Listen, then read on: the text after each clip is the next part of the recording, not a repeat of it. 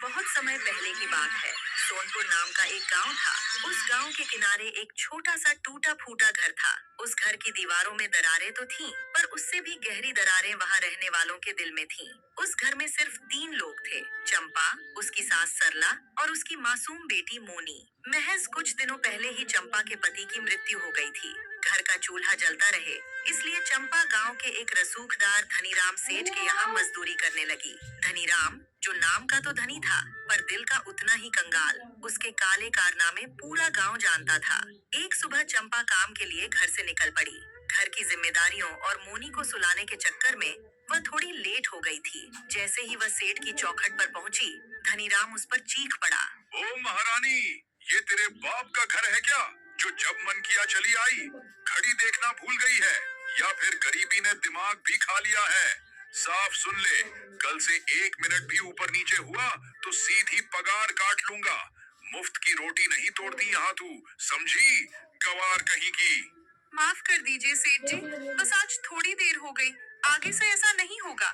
गलती हो गई मुझसे। धनीराम बड़बड़ाता हुआ वहां से चला गया। चंपा भारी मन से काम पर लग गई और सोच में डूब पड़ी। गवार? इसने मुझे गवार कहा? जमींदार, अगर आज मेरी किस्मत का सितारा गर्दिश में न होता ना, तो तुझे दिखाती कि जिस कागज के टुकड़ों को तू पगार कहता है, वैसी डिग्रियां मैंने गोल्ड मेडल के साथ हासिल की हैं। मैं उस यूनिवर्सिटी की टॉपर थी, जहां तेरे जैसे लोग कदम रखने से भी डरते हैं। चंपा धीरे धीरे शाम होते होते घर का पूरा काम खत्म कर घर जाती है।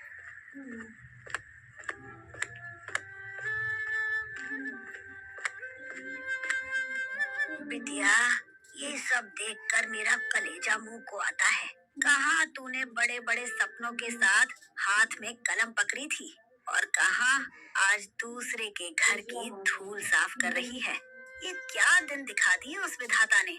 मुझे माफ कर दे बहू, मैं इस उम्र में भी लाचार हूँ। तुझे वो सुख और सम्मान नहीं दे पाई जिसकी तू हकदार थी। अब ये सब बोलकर खुद को छोटा मत कीजिए माँ। भगवान ने तो मेरा सबसे बड़ा सुख, मेरा सुहाग, पहले ही छीन लिया। अब ये छोटी मोटी तकलीफें क्या बिगाड़ेंगी मेरा। ये झाड़ू पोछा मेरी लाचारी नहीं, मेरी बेटी के भविष्य की नींव है माँ। बस आप हिम्मत मत हारिए। चंपा ने लंबी सांस ली और अपनी सोती हुई बेटी मोनी को देखी और बोली, चलो माँ, अब ये सब सोचकर मन भारी मत करो। आज सो जाते हैं, कल छुट्टी है, तो मैंने सोचा है कि बिटिया को कहीं बाहर घुमाने ले जाऊंगी। बहुत दिनों से वो इसी चार दीवारी में कैद है, थोड़ा उसका मन भी बहल जाएगा। सरला ने जल्दी से पल्लू के छोर में बंधे कुछ मुड़े तुड़े नोट निकाले और चंपा के हाथ पर रख दिए। मेरे पास पेंशन के कुछ थोड़े बहुत पैसे बचे हैं, इन्हें रख ले बिटिया। मना मत करना, ये मेरी मोनी के लिए है। उसे बाहर ले जाना और जो कुछ भी उसे पसंद हो जी भर के खिलाना।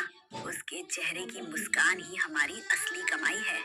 ठीक है माँ, आपकी बात नहीं टालूंगी। आप भी आराम कीजिए। अगली सुबह सूरज की पहली किरण के साथ ही चंपा अपनी 15 साल की बेटी मोनी को लेकर बाजार की तरफ निकल पड़ी। मोनी के चेहरे पर एक अजीब सी खुशी थी। आखिर बहुत दिनों बाद वो घर से बाहर निकली थी।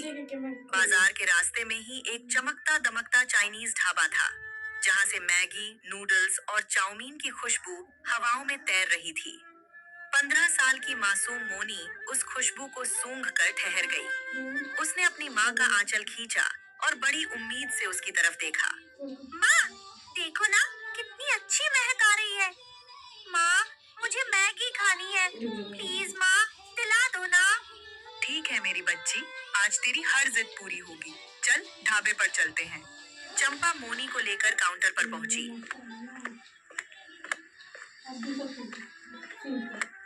वहाँ एक घमंडी किस्म का आदमी खड़ा था। चंपा ने शालीनता से उससे कहा, भाई साहब, मेरी बेटी को मैगी खानी है, जरा एक प्लेट बढ़िया सी मैगी लगा दीजिए। उस ढाबे वाले ने चंपा के साधारण और फटे पुराने कपड़ों को ऊपर से नीचे तक देखा और उसके चेहरे पर हिकारत के भाव आ गए। ए बहन जी, आगे बढ़ो आगे बढ़ो, यहाँ गरीबों के लिए कुछ नहीं मिलता। इस ढाबे का जो मालिक है ना, उसने साफ कह रखा है कि यहाँ गरीबों को कोई सेवा नहीं दी जाएगी। चंपा को धक्का सा लगा, पर उसने खुद को संभाला। भैया, मैं यहाँ भीख नहीं मांग रही हूँ, मैं इसके पूरे पैसे दूंगी। आप पैसे ले लीजिए और मेरी बेटी को मैगी दे दीजिए। यहाँ पैसे नहीं स्टेटस देखा जाता है बहन जी। अगर आज मैंने तुम जैसी गरीब को यहाँ बिठाकर खिला दिया और मेरे किसी अमीर ग्राहक ने देख लिया तो वो यहाँ आना बंद कर देंगे। मेरा धंधा चौपट हो जाएगा। भैया, मेरी बेटी का सपना है। आज पहली बार मैं इसे कहीं बाहर लेकर आई हूँ और पहली बार इसने मुझसे कुछ मांगा है। एक माँ का दिल रख लो भैया। मुझे माफ करो, अगर मैंने तुमको यहाँ कुछ भी दिया तो मेरी नौकरी चली जाएगी। भाई साहब, आखिर किसका है ये ढाबा? गांव के सबसे बड़े जमींदार धनी राम सेठ का। धनीराम का नाम सुनते ही चंपा के अंदर का स्वाभिमान जाग उठा। कोई बात नहीं बेटा, चल, मैं बाजार से मैगी खरीद कर खुद अपने हाथों से तेरे लिए इससे भी अच्छी मैगी घर पर बनाऊंगी। चल यहाँ से। ठीक है माँ, चलो। दोनों आगे बढ़े और किराने की दुकान से मैगी, नूडल्स और सारे जरूरी मसाले खरीदे। घर पहुंचकर चंपा ने चूल्हा जलाया और मैगी बनाना शुरू किया। चंपा के हाथों में एक जादू था। जब उसने मसालों को मैगी के साथ पकाया, तो उस छोटे से घर से ऐसी लाजवाब और सौंधी महक उठी कि वो पूरे रास्ते में फैल गई। ठीक उसी समय शहर से आ रहा एक अमीर पति पत्नी का जोड़ा उस रास्ते से गुजर रहा था। बाजार की तरफ जाते हुए जैसे ही उस दिव्य महक ने उनके कदमों को छुआ, वे वहीं ठहर गए। वे खुद को रोक नहीं पाए और चंपा के टूटे फूटे घर के दरवाजे पर आ गए। कोई है घर में? जी, कोई है क्या? चंपा बाहर आई। जी बोलिए, कौन है आप लोग? अरे बहन, हम लोग शहर से आ रहे थे और बाजार की तरफ जा रहे थे, पर आपके घर से कुछ बनने की इतनी लाजवाब महक आई कि हमारे कदम यहीं रुक गए। क्या आप हमें बता सकती हैं कि आप क्या बना रही हैं? अरे कुछ खास नहीं, बस बेटी के लिए मैगी बनाई है। अगर आप लोगों को खाना है तो संकोच मत कीजिए, अंदर आ जाइए। बिल्कुल बिल्कुल, क्यों नहीं। दोनों अंदर आ गए। चंपा ने उन्हें सत्कार के साथ बिठाया और मैगी परोसी। मैगी का पहला कौर मुंह में डालते ही दोनों की आंखें फटी की फटी रह गईं। अद्भुत। मैंने बड़े बड़े होटलों में खाया है, पर ऐसा स्वाद और ऐसा सटीक मसालों का तालमेल आज तक कहीं नहीं चखा। बहन, तुम्हारे हाथों में तो साक्षात अन्नपूर्णा का वास है। बातों बातों में पत्नी ने चंपा के चेहरे की उदासी भांप ली और उसके परिवार के बारे में पूछा। चंपा की आंखें भर आईं। क्या बताऊं भाई साहब, मेरे पति थे जो 2 साल पहले गुजर गए। वो बहुत अच्छे इंसान थे, मुझे खूब पढ़ाया लिखाया। वो मुझे डॉक्टर बनते देखना चाहते थे, पर उनके जाने के बाद हालात ऐसे बदले कि डिग्री धरी की धरी रह गई और आज मुझे पेट पालने के लिए दूसरों के घरों में झाड़ू पोछा और मजदूरी करनी पड़ती है। अब तो हालात ये हैं कि मैं अपनी इस बिटिया को आगे पढ़ा भी नहीं पा रही हूँ। चंपा की कहानी सुनकर उन दोनों पति पत्नी का दिल पसीज गया। उनकी आंखों में भी नमी आ गई। कोई बात नहीं बहन, हालातों से डरते नहीं, उनसे लड़ते हैं। तुम्हारी काबिलियत इस गरीबी में छिपने के लिए नहीं बनी है। वैसे तुम सुबह कितने बजे काम पर निकलती हो? मैं सुबह ठीक 5 बजे काम के लिए निकल जाती हूँ। तो सुनो चंपा, कल तुम काम पर मत जाना।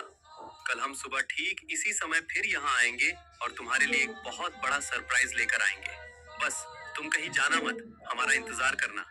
ठीक है भाई साहब, मैं कहीं नहीं जाऊंगी।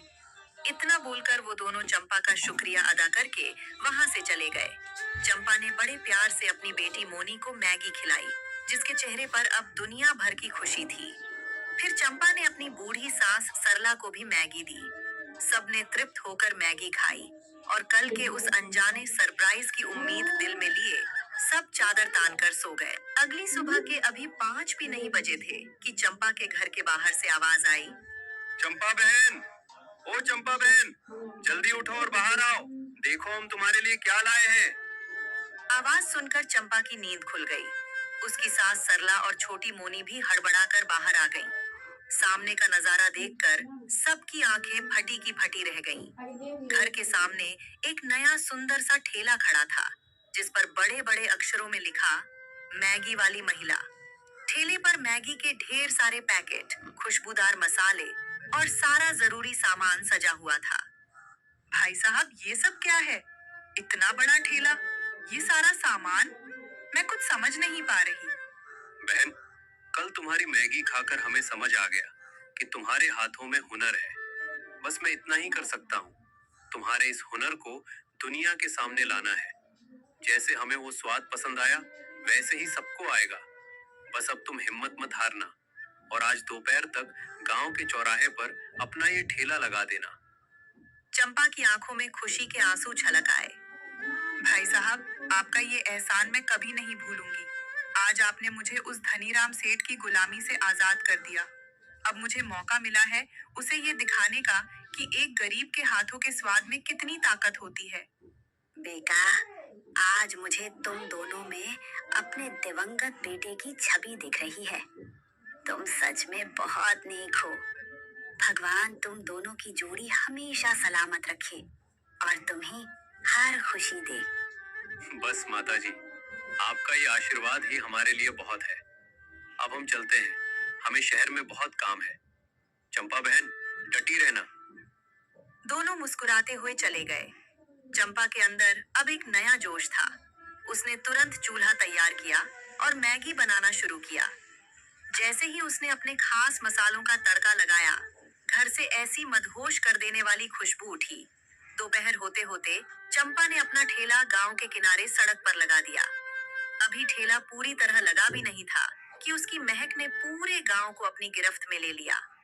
गांव के ज्यादातर लोग गरीब थे, जिन्होंने धनीराम के ढाबे पर कभी कदम भी नहीं रखा था, क्योंकि वहां सिर्फ अमीरों और स्टेटस की कद्र थी। खुशबू का पीछा करते हुए कुछ ग्राहक चंपा के पास आए।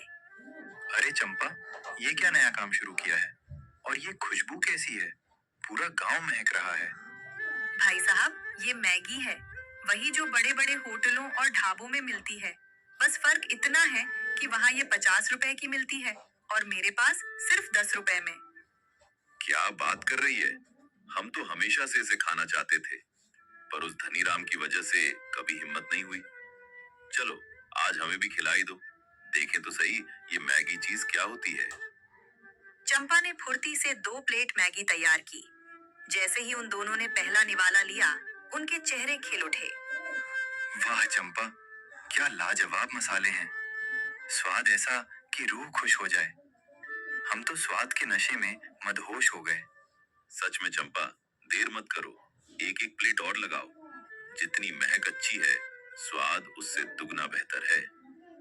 चंपा ने मुस्कुराते हुए उन्हें एक एक प्लेट और दी। दोनों पैसे देकर और चंपा की तारीफों के पुल बांधते हुए वहां से गए। अब चंपा को समझ आ गया था कि उसके संघर्ष के दिन खत्म होने वाले हैं और उसके हाथों का जादू अब गांव के हर घर तक पहुंचने वाला है। देखते देखते ठेले पर भीड़ जमा हो गई और थोड़ी ही देर में सारी की सारी मैगी खत्म हो गई और वो घर गई। अगली सुबह चंपा फिर उठकर मैगी को अच्छे तरीके से बनाती है और ठेला उसी जगह पर लगा देती है। ठेला लगते ही 2 रईस आदमी उसके ठेले पर आते हैं। आइए बाबूजी, गर्मा गर्म ताजी मैगी तैयार है, सिर्फ 10 रुपए प्लेट। सिर्फ 10 रुपए? खुशबू तो लाजवाब है। चलो, हमारे लिए 2 प्लेट लगाओ। चंपा ने फुर्ती से 2 प्लेटें तैयार की और उनके सामने पेश किया। जैसे ही करोड़ीमल ने पहला चमचा मुंह में डाला, उसकी आंखें फटी की फटी रह गईं। अद्भुत, अविश्वसनीय। माखनलाल, ऐसा स्वाद आज तक कहीं नहीं चखा। हाँ भाई, स्वाद तो ऐसा है कि बंदा उंगलियां चाटता रह जाए। लो बहन, ये तुम्हारे पैसे और ये ऊपर से इनाम। माफ कीजिएगा बाबूजी, मैं सिर्फ अपनी मेहनत की कीमत लेती हूँ, इनाम या खैरात नहीं। दोनों रईस चंपा के इस स्वाभिमान और स्वाद के कायल हो गए। वे पैसे देकर सीधे धनीराम सेठ के आलीशान ढाबे की तरफ बढ़े। वाली मैगी उसके 10 रुपए वाले स्वाद के सामने बिल्कुल फीकी है। क्या? कौन सी औरत? ऐसा नहीं हो सकता। मैं अभी जाकर देखता हूँ कि किसकी इतनी मजाल हुई। धनीराम सेठ का अहंकार बुरी तरह आहत हो चुका था। वो गुस्से से कांपता हुआ सीधे चंपा के ठेले की तरफ भागा। तू, चंपा, तेरी ये हिम्मत! कल तक जो गंवार मेरे घर पर झाड़ू पोछा करती थी, वो आज मेरे सामने दुकान खोलेगी। सेठ जी, दुकान छोटी है पर मेरी अपनी है। मेहनत की रोटी कमा रही हूँ। तू यहाँ बस 1-2 दिन की मेहमान है, उसके बाद तेरा ये सब कुछ खत्म कर दूंगा मैं। अभी तो सिर्फ शुरुआत है धनीराम सेठ जी। आप पैसों के घमंड में अंधे हैं, पर हुनर किसी की बपौती नहीं होता। बहुत जबान चलने लगी है तेरी।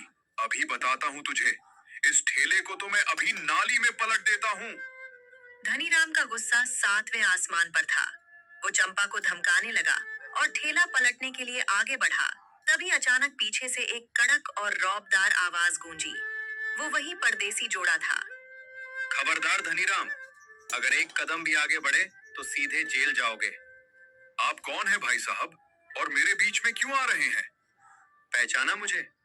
मैं तुम्हारे यहाँ मजदूरी करने वाले हरिया का बेटा हूँ और आज मैं इस जिले का कलेक्टर बनकर वापस आया हूँ। अरे नीतीश बाबू, गलती हो गई सरकार, मुझे माफ कर दीजिए। मैं तो बस ऐसे ही गलती हो गई। मुझसे नहीं, चंपा बहन से माफी मांग और यहाँ से दफा हो जा। सेठ ने चंपा से माफी मांगी और वहां से भाग गया। ये देख चंपा बहुत खुश हुई। सीख। दोस्तों, अक्सर हम जब कभी जिंदगी से हारते हैं, तब हमारे जीवन में कोई ऐसा शख्स जरूर आता है जो हमारी पूरी तकदीर बदल देता है। इसलिए कभी हार न माने, अपने हुनर